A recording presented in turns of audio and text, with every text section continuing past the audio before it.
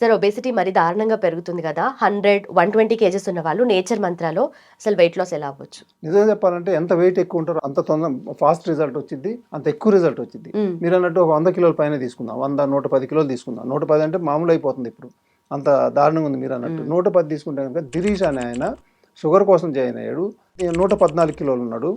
నవంబర్‌లో జాయిన్ అయ్యాడు. ఓకే. జనవరి వచ్చేసరికి అంటే 2 మంత్స్‌కి ఆయన 114 నుంచి 99 కిలోలకు వచ్చాడు. ఆయన నిజంగా వాస్తవంగా షుగర్ కోసం చేసింది. హ్మ్. దాంతో పాటు ఇది కూడా తగ్గిద్ది. ఓకే. ఇంకా దీని మీద ప్రత్యేకంగా ఫోకస్ చేసామంటే కనుక ఇంకొక 4, 5 కిలోలు తగ్గుతారు. హ్మ్. చాలా ఈజీగా తగ్గొచ్చు. ఎందుకంటే ఇందులో ఒట్టి టాబ్లెట్‌లో లేకపోతే ఫుడ్ ఇది ఒక్కటే కాదు దీంట్లో. ఇటు ఫుడ్ ఉంటది. ఇటు చూస్తేనేమో యోగా మొత్తం ఎక్సర్‌సైజ్‌లు ఉంటాయి. ఈ 2 కాంబినేషన్ అన్నమాట. ఇటు దానివల్ల ఏమైందంటే చాలా ఎక్కువ తగ్గుతారు.